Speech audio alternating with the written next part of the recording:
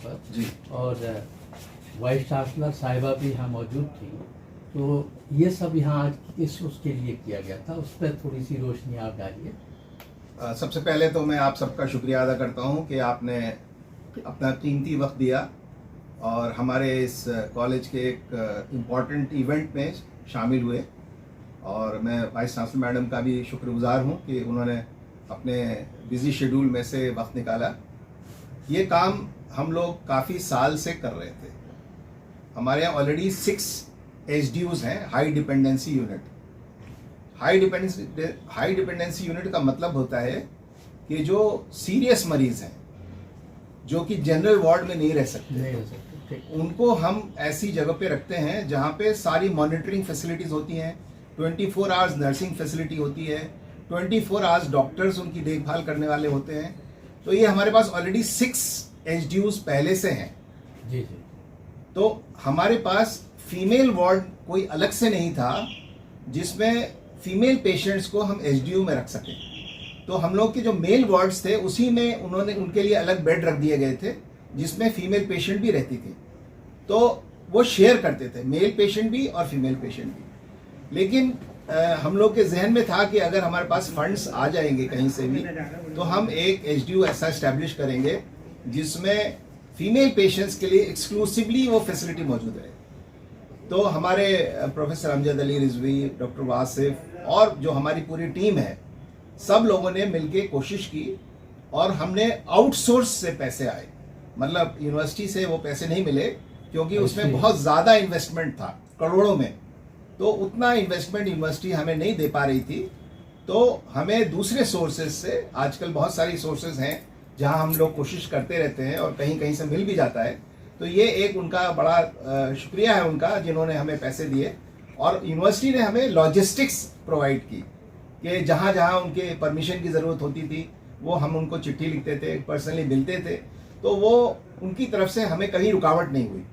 तो दोनों मतलब आप ये कहना चाहते हैं कि आपकी पूरी टीम, जी, वासिफ साहब हुए, इन सब लोगों ने मिलकर पूरी कोशिश की और प्राइवेट तौर से ये फंड इकट्ठा। जी जी, बिल्कुल बिल्कुल, ये बहुत बड़ी बात है। जी जी, क्योंकि आप देखिए डॉक्टर को तो अपनी सैलरी से मतलब है और उसको ये हमारे यहाँ ऐसा नहीं है। लेकिन नहीं, हमारे यहाँ जनरल बता रहा हूँ क्योंकि अगर देखिए सैलरी की जो बात आप कर रहे हैं ना, जी जी, हमारे हर डॉक्टर की सैलरी जो है मान लीजिए 1 से लेकर 2.5 लाख के बीच में है। प्राइवेट में वही डॉक्टर आज चला जाए तो उसके 5 लाख से 10 लाख होगी। यहाँ पे हम लोग जो है सेवा के लिए बैठे हैं। मैं वही कहना चाह रहा था कि अगर उनकी सोच उस टाइप की होती तो वो इस तरीके का कोई काम नहीं करते। जी, जी। लेकिन उन्होंने प्राइवेट तौर से इतनी कोशिश की, ये अपने आप में एक मिसाल है। जी, बहुत अच्छी बात है। और क्या क्या फैसिलिटीज आपके इसमें है उस पर और थोड़ा तो उसमें जो है हमने अभी 6 बेड्स डाले हैं, क्योंकि हर बेड पे 7 मॉनिटर है, जो 7 पैरा मॉनिटर है, जिसमें blood pressure, pulse, heart rate और ECG हर चीज़ उसके अंदर रिकॉर्ड होती रहेगी और 24/7 वो फंक्शन करता रहेगा। तो अगर कोई भी क्रिटिकल पेशेंट आता है तो हमें ज़्यादा उस पर मैन पावर की ज़रूरत नहीं है, मशीन ही सब कुछ कर रही है। करेगी, सही बात। सर ये 2014 में जी कंडीशन मैंने वही देखी थी जी, आज 2025 में भी मैंने वही देखी है जी। तो उसमें सरकार की नाकामी कहेंगे या कोई स्टाफ की यहाँ कोई मजबूरी ऐसी है जो कि डॉक्टर नहीं है ज़्यादा यहाँ? देखिए नाकामी तो मैं किसी की भी नहीं कहूँगा, सबकी अपनी अपनी इश्यूज हैं, है ना। जॉब्स की इश्यूज हैं, सैलरीज का इशू है और पॉलिसीज हैं। तो उसमें ये कहना कि उन्होंने नहीं दिया। अब देखिए ऐसे देश बहुत बड़ा है। जो 5 नंबर पर मैं जाता हूँ कभी तो वहाँ पर काफ़ी भीड़ लगी रहती है। जी जी, और हमारा स्टाफ भी इतना नहीं है कि वो, लेकिन जितने पर्चे आते हैं वहाँ पर उस हिसाब से वो डॉक्टर भी नहीं है।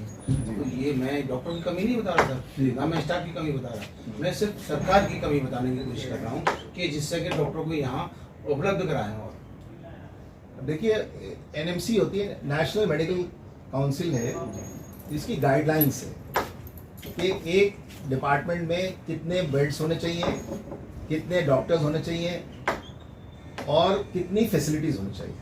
तो हम लोग उस गाइडलाइन को पूरी कोशिश कर रहे हैं फॉलो करने की। लेकिन मसला क्या है, मसला यहाँ पे ये है कि हमने जो फैसिलिटीज देनी शुरू की उससे पूरा नॉर्दर्न इंडिया हमारे पास आने लगा। हमारे पास 2022 में 2.5 लाख मरीज आते थे ओपीडी में एक साल में, और 2025 में 10 लाख से ज्यादा मरीज। Yes sir. यानी कि इतने ज्यादा मरीज हो गए कि वो डॉक्टर जो 2.5 लाख मरीज को डील कर रहे थे अब 10 लाख मरीजों से डील कर रहे हैं। वही मेरा क्वेश्चन था कि हमारे पास डॉक्टर क्यों नहीं है साहब? डॉक्टर्स की संख्या नहीं बढ़ी। डॉक्टर्स की संख्या इसलिए नहीं बढ़ी कि उसकी जो लिमिट्स हैं वो हमें, जैसे फैकल्टी के हिसाब से स्टूडेंट को हम इंटर करा सकते हैं कि एक डॉक्टर, एक प्रोफेसर 3 डॉक्टर ले सकता है एमएस के लिए, एमडी के लिए, एक एसोसिएट प्रोफेसर 2 डॉक्टर ले सकता है, और एक असिस्टेंट प्रोफेसर 1 लग। 3-2-1 की पॉलिसी है। तो उसके हिसाब से जो पीजीज आते हैं हमारे पास वो उसी कैटेगरी से ही आते हैं कि एक प्रोफेसर है, एक रीडर है और एक असिस्टेंट प्रोफेसर है, तो 3, 2 और 1 6 ले सकते हैं एक यूनिट के लिए। तो हमारे यहाँ 6 यूनिट्स हैं सर्जरी डिपार्टमेंट में, तो 18 टीचर्स हो सकते हैं। तो अब 18 टीचर्स से ज़्यादा गवर्नमेंट ने नहीं दिया हमें, और हमने अभी तक मतलब कोशिश ही कर रहे हैं कि और फैकल्टी मिले, क्योंकि अब सुपर स्पेशलाइजेशन इतना हो गया है कि यूरोलॉजी के लिए अलग चाहिए, ऑन्कोलॉजी के अलग चाहिए, ब्रेस्ट सर्जरी के अलग चाहिए। मतलब अभी दिन ब दिन जो है चीज़ें बढ़ती चली जा रही हैं, लेकिन जो शुरू में जो हमारे पास सैंक्शंस हुए थे वही सैंक्शन अभी तक चल रहे हैं, और हम लिख के भेजते हैं, लेकिन अनफॉर्चुनेटली अभी तक हमारे पास वो चीज़ नहीं आ पाई जिससे हम वो फैसिलिटी प्रोवाइड कर सकें। लेकिन आप सोचे 2.5 लाख मरीज से 10 लाख मरीज हो गए 4 साल के अंदर, और फैसिलिटीज जो पहले से गवर्नमेंट दे रही है उसी फैसिलिटी में हम काम कर रहे हैं।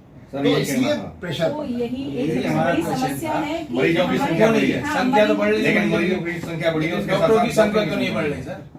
सर देखिए, एक सवाल छोटा सा मेरा भी है। जी ये जो आयुष्मान कार्ड चल रहे हैं, जी जी आयुष्मान कार्ड कई जगह हॉस्पिटलों में अवेलेबल होता है, और बहुत से लोग यहाँ पर आते हैं अपना आयुष्मान कार्ड लेके भी आते हैं उनको, लेकिन उनको यहाँ से भेज दिया जाता है कि यहाँ नहीं चलेगा। ये आपको शायद इंफॉर्मेशन पूरी नहीं है। आयुष्मान कार्ड का जो यूज़ है हमारे यहाँ इतना ज़्यादा है कि अभी वहाँ से आयुष्मान कार्ड के जो डायरेक्टर के यहाँ से चिट्ठी आई है कि आपके पास जो पैसा जमा हो चुका है उसका 99% जब आप खर्च कर देंगे, सिर्फ 1% बचेगा, तब हम आपको वापस पैसा देंगे। तो ये आयुष्मान कार्ड का जो अथॉरिटी है उसने लिखा है हमें, परसों ही चिट्ठी आई कि अब आप जो है, जो आपके पास पैसे जमा हो रहे हैं आयुष्मान कार्ड के, वो आप खर्च कर दीजिए, तब हम आपको नेक्स्ट लॉट भेजेंगे। तो आयुष्मान कार्ड तो ये समझिए इतना इस्तेमाल हो रहा है, लेकिन ज्यादातर चीजें हैं कि सब मरीजों के पास नहीं है, वो कुछ आधा अधूरा चीज लेके आते हैं, कोई एक्सपायर हो गया है, हाँ, उस जो पर प्रॉब्लम हो। हाँ उसके Actually-